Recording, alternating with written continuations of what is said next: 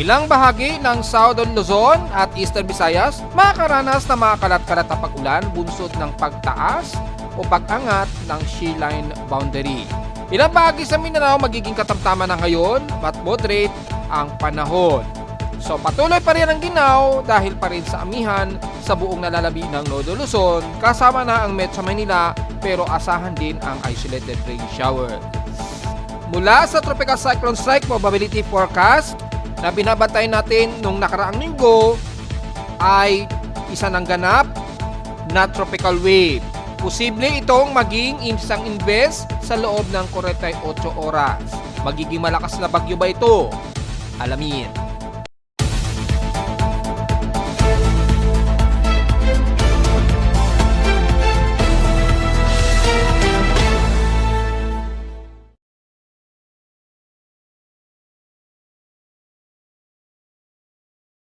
Hello, good morning mga folks. Welcome po muli sa ating daily weather bulletin at analysis para sa huling araw ng January 2026.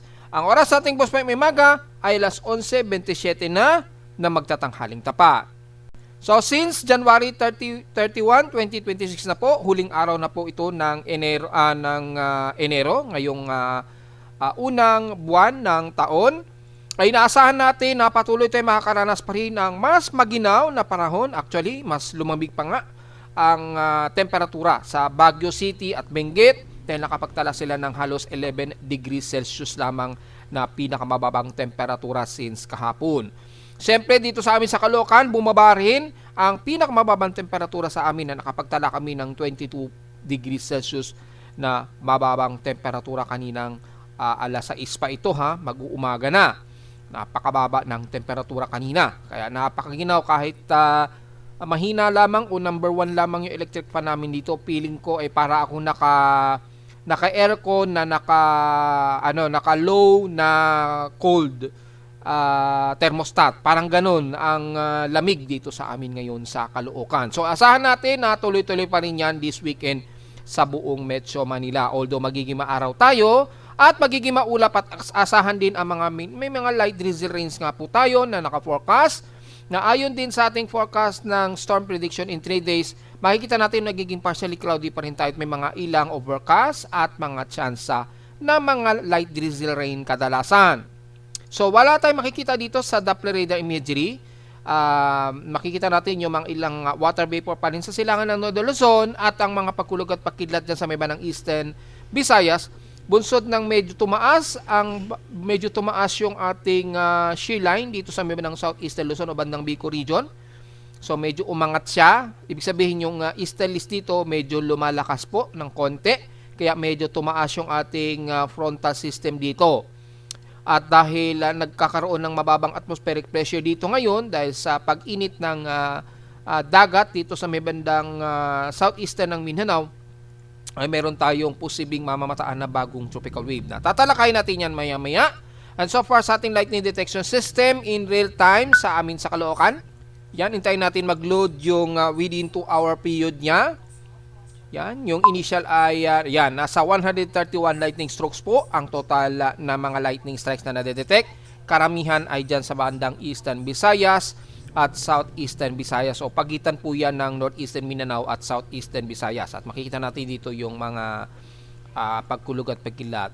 Yung mga around 60 minutes ago ay nasa may bandang Eastern Samar. Ingat po kayo dyan. Ibig sabihin, nagkakaroon kayo ng mas maulap na himpapawin at expected ang maulang panahon ngayong araw. Kitang-kita po kung i-activate natin yung AVN ng satellite imagery ng NOAA. Makikita natin dito is yung maulap at may mga daladalang mga some moderate and clusterized heavy rain showers dito sa may bandang Eastern Samar region na umaabot ang ilang trough dito sa bandang Bicol region. Kaya magiging mas maulap tayo dyan at most southern part ng Luzon hanggang dyan sa may bandang ilang bahagi ng Mimaropa at Visayas, magiging mas maulap tayo ngayong araw dahil sa boundary ng shear line na medyo umaangat dyan at magiging maulan ang ating weekend. Kalat-kalat po ito at very scattered. So, magiging very isolated sa iba't ibang bahagi po ng Southern Luzon at Visayas area. So, nasa total po 131 lightning strikes tayo outer, pero malapit sa kalupaan ay 94 lightning strikes po. So makikita natin, ang pinakamalapit lamang sa amin sa Caloocan, base sa aking lightning antenna, ay nasa 541 km. So malayo mula rito sa bandang Caloocan sa amin sa Metro Manila. Malayo yung mga aktibong lightning strike. Kalimitan ay mga bandang katimugan talaga ng bansa. Dahil dito nga po sa Metro Manila, patuloy tayong makakaranas ng ginaw dulot ng amihan. So wala tayong masyadong concern dito sa NCR area. Nakataas ang rainfall advisory according sa data PINI Pag-asa. As of 11 o'clock ngayong maga, ang Visayas area. So nabanggit na natin dyan sa most of eastern sections ng Visayas. Mula Negros Occidental, kasama na ang Iloilo, dyan sa may bandang Panay Island, kasama na ang most areas ng Visayas. May mga rainfall advisory daw si Pag-asa dyan, 1 to 2 hours and persisting. So kasama na ang Capiz, Guimaras, Eastern Samar, yan. Kasama na po yan. Hindi na natin isa-isahin dahil very obvious naman dyan sa most eastern sections nga po ng Visayas. So kasama na ang Eastern Samar yan, Biliran, yan. At wala naman sa may bandang Negros Occidental, ang La Castellana na yan, kasama na hanggang Boladolida, hanggang Sagay City niyan. Sa bandang Guimaras, mula Buenavista, San Lorenzo, Capiz, Aklan, so ilang bahagi sa Panay Island po kasama din po. Kasama na ang Leyte, Southern Leyte, 2 to 3 hours ng persisting yan ha, maging sa Iloilo area. So magdala po ng payong mga folks, dahil mukha magiging maulan o kalat-kalat mang magiging maulan natin dyan ngayong araw hanggang bukas ng linggo yan. Sa Mindanao naman, nakataas din ang rainfall advisory according sa data PINI Pag-asa. Within 2 to 3 hours ang persisting daw nito, ang Dinagat Islands, well, most of northeastern nga po ng Mindanao na binanggit natin, kasama na ang buong Surigao del Norte at Surigao del Sur. So isasama na natin yung Agusan del Sur niyan, Kamihan at most of Caraga area na. Dahil malawak naman yung surface trap, pero in detail, according dito is kasama ang Dinagat Island nga po, mula Candinaw hanggang Dinagat Islands na. Loreto, Libho o Tubaho, yan. Kasama na po yan. Kabilang na ang Surigao del Norte at Surigao del Sur na isama na rin natin yan. So, nagdala ng payong mga folks just in case po magkaroon tayo ng biglaang malakas na downpour. Pero kalimitan mga light to moderate lang ang nakikitaan natin sa ngayon na magiging pag-ulan ngayong araw dyan. Sa ating current conditions, overcast, gloomy, haze at mostly cloudy ngayon ang umiiral dito sa amin sa Caloocan at medyo may pagka-windy kami ha. At makita natin dito sa aming anemometer at wind vane ay pumapalo sa at least 21.3 km per hour ang bugso, naglalaro. At hanggang 33 km per hour yung bugsuan ng hangin sa amin. So medyo windy kami ngayong araw dito sa Caloocan. Medyo umaaraw-araw base na rin sa live CCTV snapshots natin. Pero overcast and gloomy pa rin ang panahon dahil sa syempre may amihan tayo.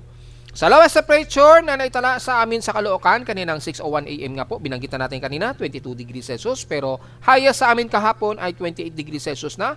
Pinakamataas na temperatura namin yan sa Caloocan, Grace Park, kahapon yan ng umaga at 9:40 AM ang pinaka-highest. So asahan na natin, wala tayong masyadong problema sa heat index.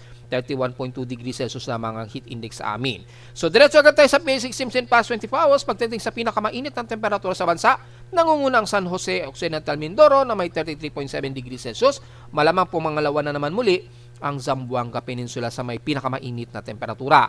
Pagdating naman sa pinaka-lowest na temperatura sa bansa, nangunguna, syempre, disregard natin yung Batok, Atok, Benguet, sila lagi ang nangunguna dyan. Pero in general, sa ating ginagamit na basic streams, ang Baguio City ay may pinakamababang temperatura sa bansa na may 11.6 degrees Celsius na sobrang lamig talaga dyan. Grabe. Pero pagdating sa grabihang ulan, nakaranas ng total of 233 mm total rainfall ang Borongan Eastern Samar dahil nga po sa epekto pa rin ng trough dyan, ng shear line, dyan sa Eastern Visayas at Eastern Mindanao. Ngayon, bahagya nga po umaangat ngayon yung cold front dyan sa may bandang Eastern Visayas na nagpapang-abot ngayon sa bandang Southern Luzon na, paging sa bandang Bicol Region. Kaya asahan na magiging maulan din po kayo dyan sa may bandang Bicol Region ha, lalo na sa dulong bahagi ng Sorsogon at Legazpi. Kaya magdala po ng payong mga folks. At sa aming pag-ulan nakaranas din kami, pero light rains lamang ito na 1.2 mm lamang ang total rainfall namin sa Caloocan. So kung hindi na kami uulanan ngayong araw, ay nasa total of 153 mm total rainfall na kami for the month of January 2026. So kung hindi na kami uulanin ngayong araw ha, hanggang bukas na ng madaling araw yan mga folks. Samantala sa ating outside humidity, medyo mataas tayo, concentrated ng bahagya, 71%, at bumaba ito ng 4% since last hour. At dahil sa malakas pong ating amihan, mataas din ang ating barometric pressure, 1,014 hectopascals po. So may high pressure area tayo sa Luzon at mabagal ang pagbaba nito since last hour. Low tide pa rin po tayo mga folks, babagat mababa ang sea level pero malakas pong alon natin lalo na sa buong bahagi ng Northern Luzon sa baybayin, mapasilangan o mapakanluran man yan dahil sa malakas po ang daloy ng ating northeast monsoon o yung ating daloy ng hanging amihan po. Delikado yan at maaaring magkaroon pa ng aberya at napapabalita natin marami na namang mga nalulubog na mga vessel at nitong nakarang kumakailan lamang medyo may lumubog na naman na Roro o yung passenger na tumatawid sa bawat isla natin at until now ay nagkakaroon pa rin ng rescue operation doon na may mga kababayan daw na nawawala pa rin na until now ay hindi pa rin daw nahahanap. So despite naman na wala naman masyadong maalon dyan sa tinatawiran ng Roro pero napapansin natin madalas marami na namang mga barko o mga vessel na lumulubog At dyan sa may bandang West Philippine Sea nga po ay delikado po lalo na sa northwestern Luzon kung saan mas malakas po ang current ng bugso ng hangin dyan ng amihan. Kaya malakas din ang swelling ng alon umaabot pa rin sa at least 1.25 to at least 2 meters ang taas. So, wala tayong masyadong maliwanag na UV index dahil medyo gloomy tayo at walang problema sa air quality. Kaya diretso agad tayo sa ating almanak. Ang pagsikat ng araw kaninang 6:24 AM at lulubog po ito mamayang 5:54 PM. At sa ating moonrise and moonset, almost magpo-full moon na po. Waxing gibbous at 96% illuminated. Pero magmo-moonrise pa po ito mamayang hapon for 13 PM at bukas na o kinabukasan na ng madaling araw 5:37 AM naman ito lulubog. At sa ating local weather outlook para ngayong Sabado hanggang bukas ng Linggo, magiging maulap pa rin tayo. Almost stationary lamang na magiging overcast and gloomy tayo sa maghapon, maulap, may mga pagsilip din ng araw at tuloy-tuloy ang hangin at ginaw ng amihan. Ganon din bukas ng Linggo.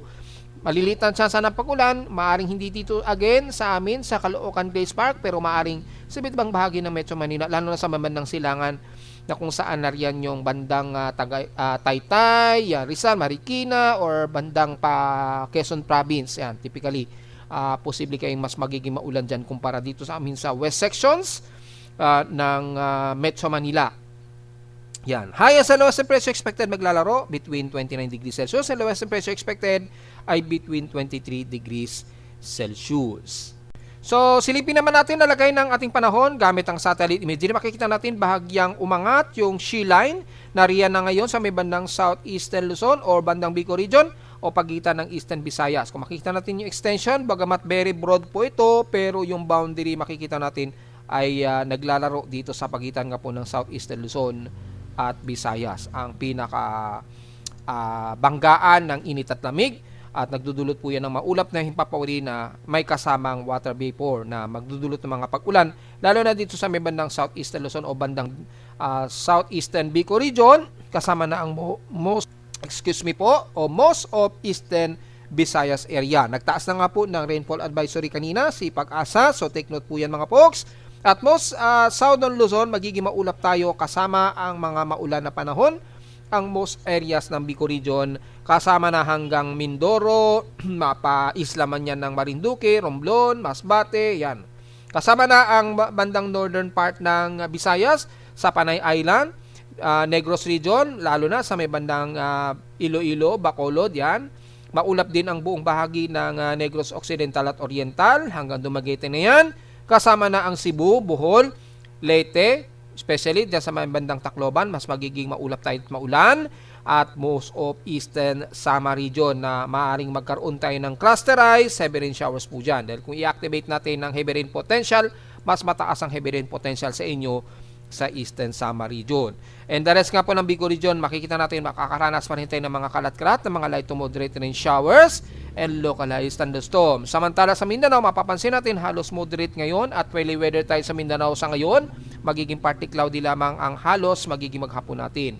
So, hindi mawawala ang mga party cloudy to mostly cloudy lalo na sa may bandang Dinagat Island at Siargao na kung saan ay magiging mas maulap tayo dyan patawid ng bandang Leyte nga po. Pero entirely ng Mindanao, makikita natin sa satellite imagery, halos wala tayong nakikitang kaulapan masyado. So, magiging mas maaraw kayo dyan at humid ang panahon hanggang Zamboanga Peninsula. So, hindi mawawala yung mga afternoon rain showers natin na forecast sa hapon o sa gabi na kung saan magiging saturated po after ng matinding init ngayong umaga hanggang tanghali. So, importante pa rin ang payong mga folks, pero generally, mas magiging fair weather at mas maaraw kayo sa may ng Mindanao.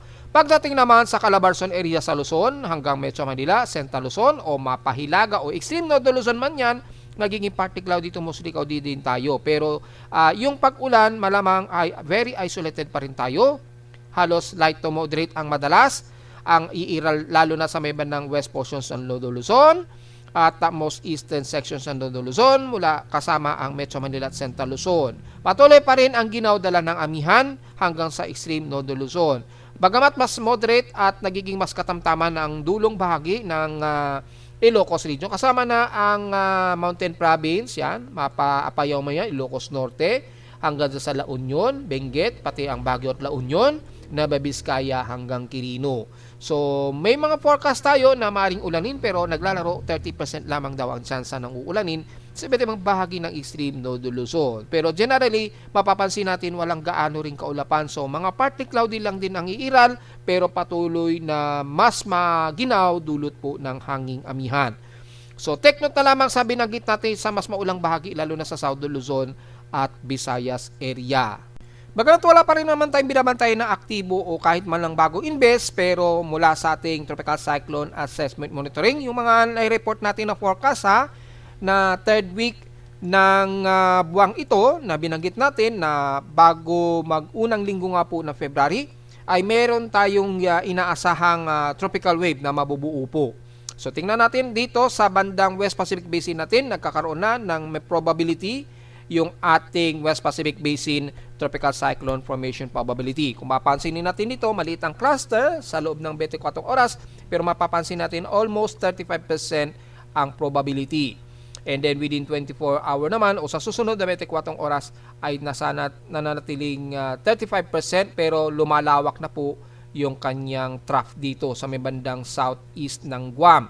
At mapapansin natin kumikilos na naman ito pakanluran o west-northwestward na kung lalapit na naman dito sa may bandang eastern sections ng Mindanao sa unang linggo po ng February. Makikita natin yung cyclonic, mataas na po. Makikita natin dito sa unang monitoring natin halos wala pa. Pero ngayon medyo tumataas na po. Halos strong probability na po yung vorticity niya. Ganon din dito sa ating horizontal o yung favorable convergence. Medyo mataas na po at makikita natin yan maya-maya sa ating mean winds, yung convergence. Nagkakaroon na po ng dahan-dahang Coriolis dito at dahil umiinit po yung temperatura sa dagat dyan, ay nagkakaroon tayo ng bumababang atmospheric pressure. So mula sa pinaka-global spectral model natin na ginagamit, mapapansin po natin ang sirkulasyon na ito mula rito sa southern part ng Guam o bandang southeastern ng Mindanao. Yan, mapapansin natin unang linggo po yan ng February, then papasok daw ito ng Philippine Area of Responsibility. Approximately mga February 3 po ito Yan, base rito po. February 3 o February 4 po. Papasok ng Philippine Area of Responsibility itong mahinang sirkulasyon na ito o panibagong tropical wave o maaring maging isang invest po yan just in case. Abang-abang po natin. Just in case ng TTW yan kung itataas yan ng ating tropical cyclone sector. Then kikilos yan pa west-northwestward. Then lalapit ito sa bandang Mindanao po. Yan, bandang southeastern Mindanao naman yung trajectory nito ayon dito sa global spectral model. Yan. Anong araw yan? Expectedly mga February 4 or 5. Ito ay lalapit na dito sa bandang southeastern Mindanao or eastern Mindanao. Ganon din yung atmospheric pressure natin. Dahil malakas po yung range of high pressure area natin hanggang southern Luzon at Visayas. Masyadong mababa tuloy yung trajectory nitong tropical wave nito o posibleng mag-i-invest 93W. Makita natin pa west-northwestward po ito at lalapit o halos didikit po ito dito sa may bandang southeastern Mindanao. Yan. Naglalaro 1,008 hectopascals. At maaring bumaba pa ito into 1,007 to 1,006 hectopascals. According dito sa forecast na ito. Yan, hanggang February 4 po yan to February 5 yung extending forecast niya. So maliwanag naman po yung ating huling forecast nung mga nakaraang linggo. So inaasahan po natin na nitong unang linggo ng February ay may inaasahan tayong tropical wave. At kitang-kita naman po, pinost ko na rin yan sa ating Facebook page ngayong umaga na meron na tayong namamataan na bagong convergence around 22 kilometers per hour dito sa southeast ng Mindanao or sa mamanang southeast ng Guam. At pakita natin dito ay lumalakas na siya unti-unti, naging 33 kilometers per hour na nga po siya. Kani-kanina na nga around 22 kilometers per hour. So mapapansin natin, medyo mabilis mag-update yung ating convergence monitoring ng NOAA o CIMMS. Makita natin yung tropical wave at namumuuna po yung kaulapan dito sa may bandang katimugan ng Guam halos nagbaboundary pa ito sa may bandang southern hemisphere area. Pero meron na siyang bahagyang Coriolis circulation na nagkakaroon nga po ng mataas na convergence. So double check natin kung may kontrahangin na siyang nagaganap. Kung titingnan natin, meron na rin siyang kontrahangin. Ibig sabihin, nagkakaroon na siya ng organized o dahan-dahang organized development. Although shallow pa lamang po ito at wala pa tayong masyado nakikitaan na low level convection. Pero yung kanyang trough, makikita natin nagkakaroon na ng bahagyang pag-ikot o yung nagkakaroon ng unti-unti na ng coordination ng kanyang circulation dito sa paligid. Masyado lamang itong mababaw at broad yung kanyang circulation sa ngayon. So, inaasahan nga po natin or kung magtutuloy-tuloy po yung pag-o-organize sa kanya dito sa paligid nito ay maaring maitaas ito bilang bagong invest na naman. Just in case itaas as invest, magiging C93W invest po ito just in case. Maliit pa naman ang tsansa nito na magiging mas malakas sa bagyo o active low pressure area sa loob ng 48 oras or invest sa loob ng 48 oras ay maaring under monitoring na po ito for possible candidate of invest. At makikita natin kumikilos ito dahan-dahan pa west-northwestward. At kung mapapansin natin ito pa west-northwestward, maaring kumilos ito pa silangan ng Mindanao or maaring mas mababa nga po o mas mababa ang trajectory niya dito sa ng southeastern part ng Mindanao ito tutumbok. Malamang mga between February 4 po yan or between February 4 to February 6 nitong bagong susunod na buwan.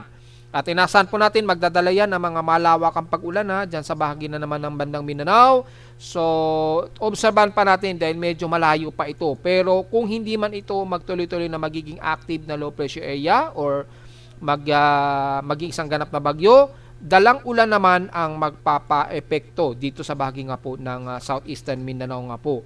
So, apektado na naman ang buong Davao region yan hanggang dyan sa bandang southern part ng Visayas or maaring umabot pa sa eastern Visayas yung malawakang trough na ito ng ulan. So, mag-update pa rin po tayo nito time to time mga folks at kitang-kita naman po na mataas na rin yung tropical cyclone strike probability nito at sa loob ng 144 hour nga po yan is between February 2 to February 5, 2026 po yan.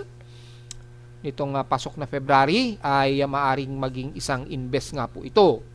So mapapansin natin mga folks ay makikita natin ito, lalapit nga po ito ng bandang southeastern Mindanao, eastern Mindanao at mataas po yung tropical cyclone strike probability nito pagsapit ng February 5, 2026 according dito.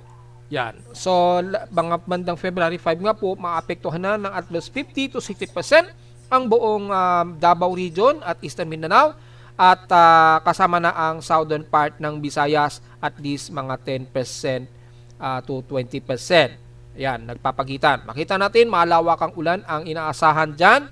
So, makita natin masyadong broad yung kanyang genesis dito.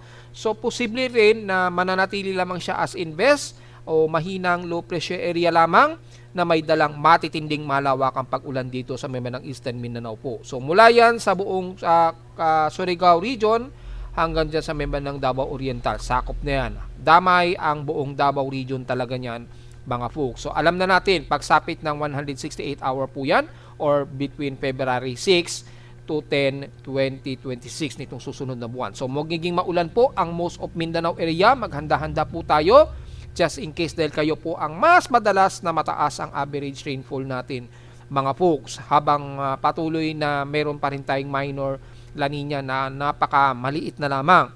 Yan, so hindi pa rin tayo lusot. So yun po, at mukhang meron pang suppress up dito sa member ng southeastern ng Guam uli after makalapit nitong possible pa lamang na si Invest 93W. So may sumusunod pa sa kanya na panibagong suppress up na naman. At least nasa 40% yung genesis probability niya. At least meron na tayong idea mga folks at nagtugma naman yan sa ating tropical cyclone probability, yung ating seasonal range forecast. Yan, yun nga po, pinost natin yan noong mga nakarang linggo po na meron tayong forecast sa huling linggo nga po ng buwang January na ito ngayong taon. At pagpasok nga po ng February, unang linggo nga po ng February, ay magkakaroon daw tayo ng posible na namang invest. At mukhang nakikitaan na nga natin sa iba't ibang mga empirical forecast, gaya na lamang ng ating global spectral model. Sa ating mga computer models naman, sa mga long range forecast naman, makikitaan dito, aktibo itong kay GFS na merong namumuo nga pong panibagong low pressure area. Dito masyadong mataas ang trajectory at makikita natin dito mas mataas yung trajectory at lalapit ito sa member ng Surigao region. So medyo erratic pa yung forecast dito, pero at least medyo nagtutugma sa mga empirical forecast natin sa ibaba kanina na mayroong bagong tropical wave. At mula kay GFS, kung titingnan naman natin kay SMWF, tropical wave din ang nakikitaan natin dito. Ayan, medyo shallow siya, pero mapapansin natin lumalapit din ito sa may bandang Eastern Mindanao. Yan, ganun din yung nagiging trajectory niya. Malakas nga po yung ridge of high pressure area nga po dito sa member ng Southeastern Luzon at Visayas. Yan, yung ridge of high pressure area dito na mamagitan, mataas po. Dahil po sa patuloy na amihan, napipigilan niya yung low pressure area na ito ay mas humilagang kanluran pa ang trajectory. So mababa lamang ang inaasahang trajectory nito, probably bandang Mindanao o Eastern Mindanao ito o Southeastern Mindanao, tutumbukin itong possible na low pressure area na si 90TW kung itataas ng ating tropical cyclone sector.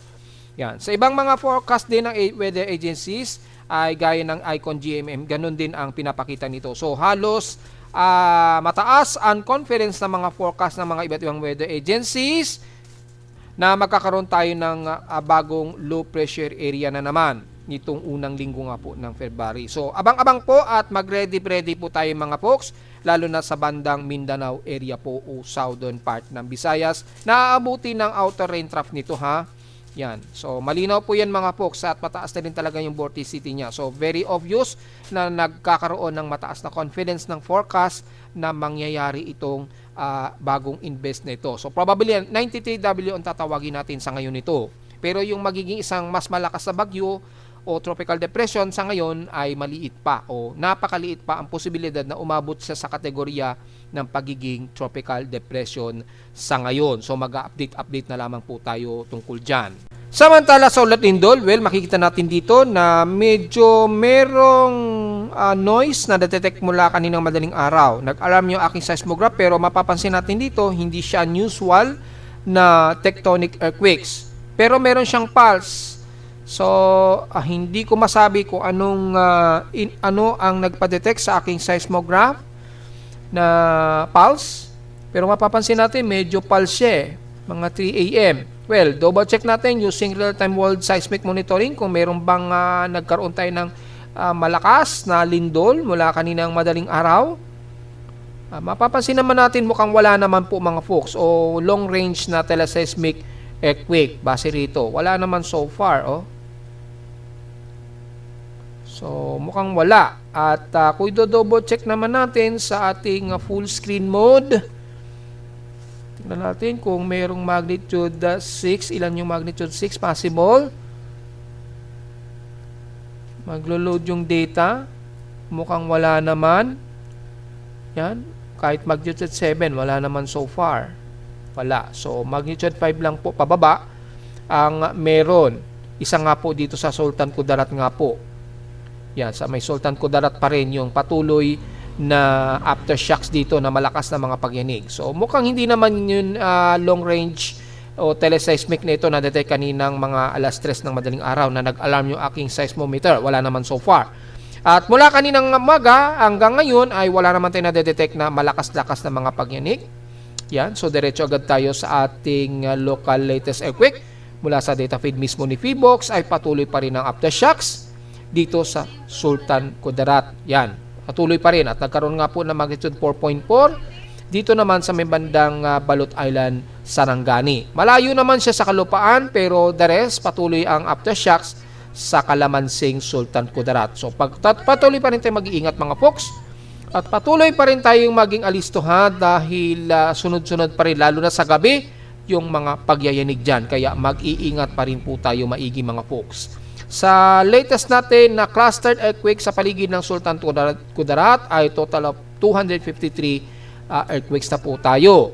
Pero kung titingnan natin yung total earthquake natin gamit ang historical earthquake data natin, panigurado, abot na siguro ito ng more than 700 total earthquakes. Yan, so tingnan natin yung month of January. Una-una ay ang total earthquake na natin ngayon ay nasa 1,569 at patuloy pa itong madadagdagan ngayong araw bago magpalit ang buwan. So 1,476 dito is magnitude 2.0 pataas at 78 sa magnitude 4 na napakarami na talaga. At 30 naman sa magnitude 5.0 at nanatiling wala tayong naitala na magnitude 6. So nanatiling dalawa pa rin yung ating magnitude 6.0. Pero kung isasama natin yung magnitude 1.0 just in case mga folks, wait lang natin mag-load dahil kinakalculate pa po ng ating webpage yung dami ng earthquake data. Yan. Maglo-load naman po yan anytime mga folks. At sa ngayon, kung titingnan muna natin yung total na lindol sa Sultan Kudarat area. Yan. Tingnan natin So, nasa mahigit 700 na po ang total earthquake. So, ika-clusterize natin. Ayan. Mas malapit ng konti. So, nasa 706. So, total of 706 total earthquakes po tayo. Sa buong paligid lang yan ng Sultan Kudarat Yan. Pagitan yan ng Kalamansing hanggang Sinsuat Yan. Hanggang dito sa Palimbang, yung paligid na yan. Yung cluster ay total of 706 total earthquakes tayo dyan. Apakadami yung sunod-sunod na aftershock. So, masyado na pong saturated yung mga pagyayanig dito. Ingat po yung mga kababayan natin sa paligid ng Sultan Kudarat. At nararamdaman na rin yan maging sa Maguindanao del Sur at Maguindanao del Norte yung sunod-sunod na mga mahihinang aftershocks yan. Naglalaro intensity 3 to intensity 4. Mag-iingat po tayo mga folks dahil yung total magnitude 5.0 dyan sa paligid ng Sultan Kudarat na sa total of 8 na po at 41 naman sa magnitude 4.0 sa Sultan Kudarat pa lamang po yan. So mag-iingat po ang lahat mga folks. At gaya nga po natin sinasabi, kung isasama natin yung total earthquake kasama ang magnitude 1.0,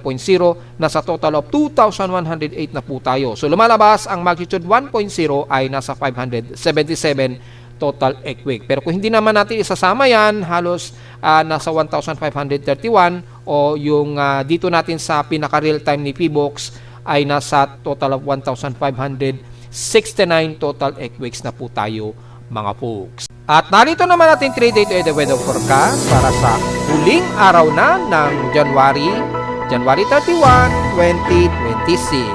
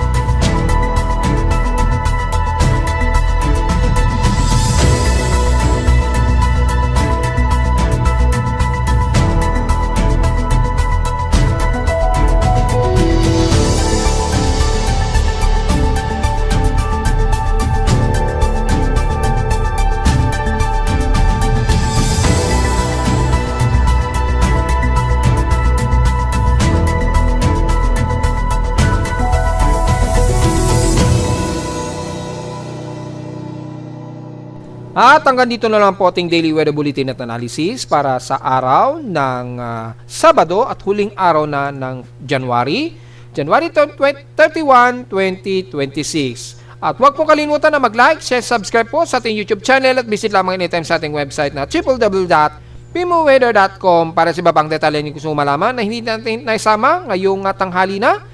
Sa ating report, patuloy pa rin tayo nagiginawa yung dulot ng amihan at magiging mas isolated po ang mga pag-ulan natin. Dahil may mga pag-ulan tayong iaasahan dyan sa may bandang Bicol Region at Eastern Visayas. At visit naman sa ating website sa gusto malaman pa rin pinaka-dynamic events mula sa reading ng ating aparato sa Caloocan at sa data feeds mula sa iba't ibang weather agencies. Maraming salamat po mga folks at magandang araw po sa ating lahat.